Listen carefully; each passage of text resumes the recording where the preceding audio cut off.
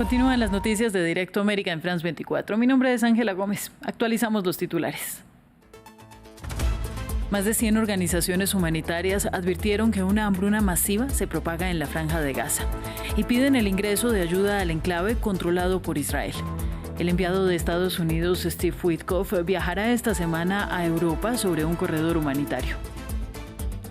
Negociadores rusos viajaron a Turquía para las primeras conversaciones directas sobre la guerra de Ucrania en más de 7 semanas. El Kremlin minimizó las expectativas del encuentro, que estaría centrado en preparar una cumbre entre Vladimir Putin y Volodymyr Zelensky. Tenemos reporte desde Estambul. Y jueces franceses ordenaron que la ministra de Cultura Rachida Dati y el exjefe de Renault Nissan Carlos Ghosn sean juzgados por presunta corrupción y abuso de poder, por honorarios de consultoría que Dati recibió de la Alianza Automovilística, que la contrató como consultora cuando era diputada europea.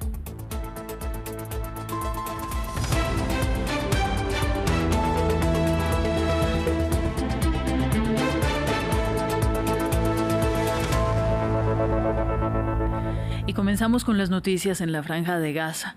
Más de un centenar de organizaciones humanitarias advirtieron hoy que una hambruna masiva se propaga en el enclave destruido por Israel y pidieron ayuda para las y los palestinos. Mientras Estados Unidos anunció que su emisario Steve Witkoff viajará esta semana a Europa para finalizar un corredor para la ayuda humanitaria. Veamos. Zona de Siquim, en el norte de Gaza.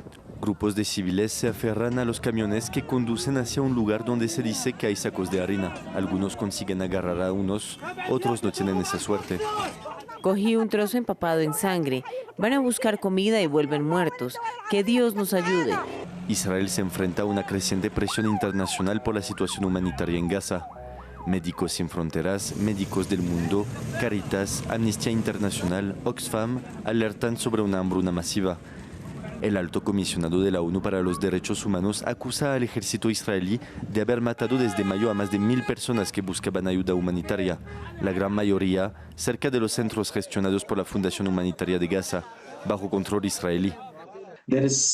Gaza se encuentra en una situación de anarquía en este momento. La falta de ayuda humanitaria es tal que todo lo que entra en Gaza es saqueado. La solución es simple: permitir que Naciones Unidas y sus asociados proporcionen asistencia humanitaria masiva a Gaza. Por su parte, la Fundación Humanitaria de Gaza afirma que la ONU, el Programa Mundial de Alimentos y muchos de los medios internacionales mienten sobre la situación a Gaza. Detrás de mí hay camiones de la ONU que no se mueven. Algunos están averiados, otros están cargados de comida y ayuda abandonada. No es un problema de acceso, sino de ejecución. Es en este contexto de crisis humanitaria y guerra de comunicación que el emisario estadounidense Steve Witkoff viaja esta semana a Europa con el objetivo de un nuevo alto el fuego y el establecimiento de un corredor humanitario para la entrega de ayuda. En Tel Aviv, los manifestantes organizaron una marcha de la harina para denunciar la explosión en Gaza. Mientras que el primer ministro no sale de su casa, las audiencias de su proceso por corrupción previstas esta semana fueron pospuestas incluso en septiembre porque sufre, según informaron, de una intoxicación alimentaria. Más noticias. Negociadores rusos volaron a Turquía este miércoles para mantener conversaciones de paz con Ucrania, las primeras en más de 7 semanas. Sin embargo, el Kremlin rebajó las expectativas de cualquier avance. El encuentro sería para preparar una cumbre entre el presidente Vladimir Putin y su homólogo Volodymyr Zelensky. Conversaciones previas en Estambul el 16 de mayo y el 2 de junio condujeron al intercambio de miles de prisioneros de guerra y los restos de soldados muertos. Pero duraron menos de 3 horas en total y no lograron ningún avance hacia un alto el fuego tras casi 3 años y medio de guerra.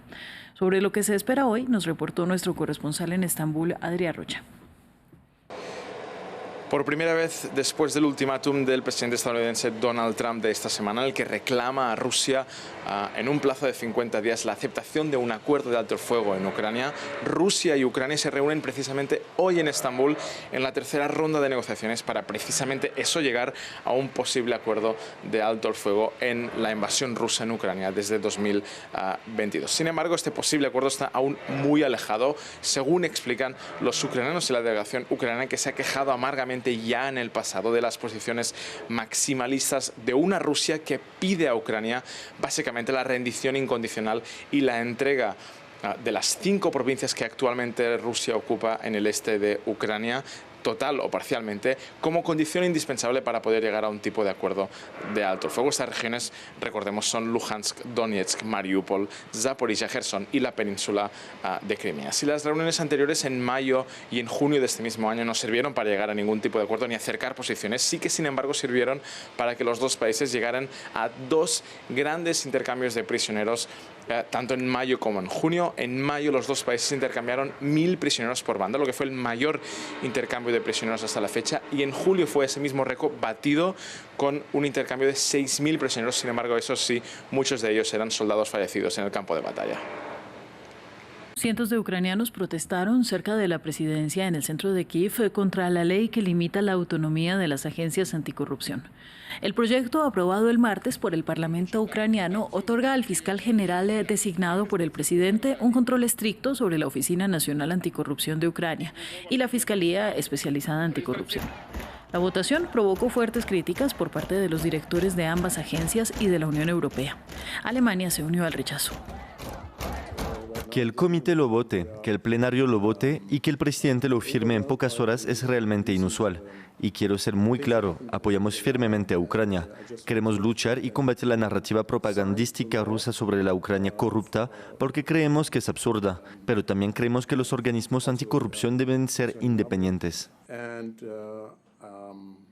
La ministra de Cultura de Francia, Rachida Dati, será juzgada por cargos de corrupción y abuso de poder durante su etapa como diputada del Parlamento Europeo.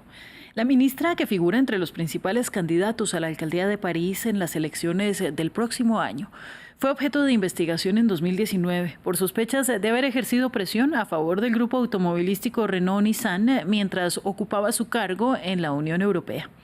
También será juzgado el ex ejecutivo Carlos Ghosn. Tenemos el informe.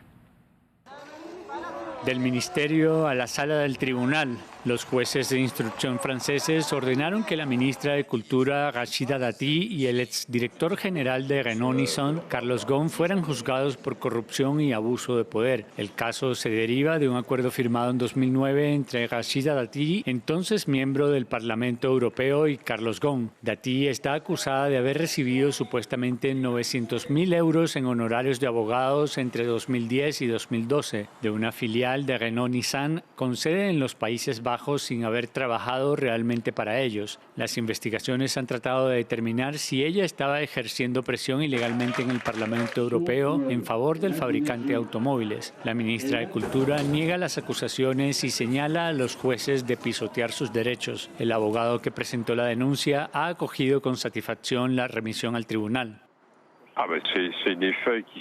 Se trata de acusaciones de corrupción. Para un funcionario público esto es un asunto muy grave.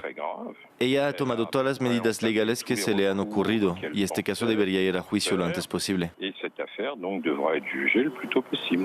Los llamados para que renuncie al gobierno han caído en saco roto. El círculo íntimo del presidente afirma que no tiene intención de despedirla hasta que sea declarada culpable, pero un juicio podría trastocar las esperanzas de Rachida Dati de presentarse a las elecciones para la alcaldía de París durante la próxima primavera. Varias encuestas la sitúan a la cabeza en la carrera para convertirse en la próxima alcaldesa de la capital francesa. Las acciones japonesas alcanzaron su máximo en un año tras la firma de un acuerdo comercial con Estados Unidos que reduce los aranceles sobre sus automóviles. El Nikkei de Japón se disparó un 3,7%, Mazda Motor subió 17% y Toyota Motor subió 13,6%. Previamente, el presidente Donald Trump anunció el pacto que calificó como enorme, con una reducción significativa de los aranceles para los automóviles nipones, aunque aún no se han alcanzado compromisos con la Unión Europea, México o Canadá antes de la fecha límite del 1 de agosto. Japón pagará aranceles recíprocos del 15% a Estados Unidos, muy por debajo del recargo del 25% con el que se amenazaba al país asiático. Un 15% de aranceles estadounidenses en lugar del 25% prometido por el presidente Donald Trump. La cifra aparece con orgullo en la portada de los periódicos japoneses. Invierto en bolsa y tengo acciones de Toyota y Honda, así que estoy muy aliviada. Toda la industria automovilística del país respira más tranquila. El anuncio desencadenó una subida del índice Nikkei y los fabricantes nacionales Toyota, Honda y Nissan fueron los principales beneficiarios. El primer ministro, que acaba de salir de una debacle electoral, puede saborear una cierta victoria.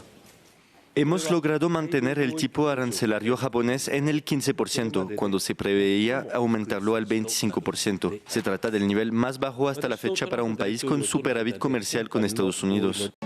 Donald Trump, por su parte, se jactó, como suele hacer, de un acuerdo que llamó histórico. Acabo de firmar el mayor acuerdo comercial de la historia. Creo que puede que sea el mayor acuerdo de la historia con Japón. Han enviado aquí a sus mejores negociadores, hemos trabajado duro y sin descanso, y es un acuerdo excelente para todos. El acuerdo se refiere a los vehículos y las piezas de recambio. Según los negociadores japoneses, por el momento se mantienen los aranceles del 50% sobre el acero y el aluminio. Pero el hecho de que se haya llegado a un acuerdo positivo, para sorpresa general, debería traer una ola de optimismo a los mercados europeos, mientras los negociadores de la Unión Europea continúan sus conversaciones en Washington para evitar el recargo del 30% a partir del 1 de agosto, lo que, según el comisario europeo de Comercio, reduciría prácticamente a cero el comercio entre los dos bandos. Vamos con noticias climáticas. Las inundaciones causadas por la tormenta tropical Wipa han dejado a cientos de familias aisladas en aldeas del centro de Vietnam. La tormenta tocó tierra el martes, provocando fuertes lluvias que causaron deslizamientos de tierra e inundaciones repentinas. En la provincia central de Nghệ An, la central hidroeléctrica de Van Ve tuvo que descargar agua de su embalse. Las inundaciones provocadas por las lluvias torrenciales también paralizaron la vida en la capital filipina, con decenas de miles de residentes evacuados de sus hogares y al menos 2 personas desaparecidas. Las escuelas y oficinas gubernamentales en Manila y las provincias circundantes permanecen cerradas tras una noche de lluvia que provocó el desbordamiento del río Marikina. Y las inundaciones azotaron además la provincia de Nan en el norte de Tailandia, tras el paso de la tormenta tropical Wipa. Las fuertes lluvias causadas han afectado partes del norte del país. La autoridad municipal emitió ya su tercer comunicado público advirtiendo a los residentes que permanezcan en alerta y se preparen para posibles desastres. Vamos a otros temas. Las oficinas del gobierno iraní, los bancos y las empresas en la provincia de Teherán están cerrados este miércoles, ya que la nación se enfrenta a una intensa ola de calor. Las autoridades insistieron en la necesidad de evitar el desperdicio de agua y el consumo de electricidad, con una crisis de sequía que agrava la situación. Los detalles en este informe. Buscando un respiro bajo la sombra, los residentes de la provincia de Teherán continúan sudando por una inusual ola de calor. En la región, las temperaturas máximas superarán a los 30 grados Celsius por lo menos hasta la próxima semana. Los locales informaron de cortes en el suministro de agua que duran varias horas al día. Hace 10 días que no tenemos agua. Toda nuestra vida se ha desmoronado. Es muy difícil. Si esta falta de agua continúa como dicen, entonces no quedará nada, ni árboles, ni vegetación, ni siquiera una forma de seguir viviendo. Las personas son incapaces de llevar a cabo sus rutinas diarias adecuadamente. Se ven obligadas a permanecer en casa más tiempo. El miércoles, oficinas gubernamentales en aproximadamente la mitad de las provincias de Irán cerraron en un intento por ahorrar agua y electricidad, y las autoridades pidieron a los iraníes que intenten limitar su consumo. La sequía afectó al país persa en los últimos 5 años, y según la compañía de servicios públicos, los embalses que abastecen a Teherán se vaciaron a su nivel más bajo en un siglo. Las protestas relacionadas con la escasez de agua son cada vez más frecuentes en los últimos años.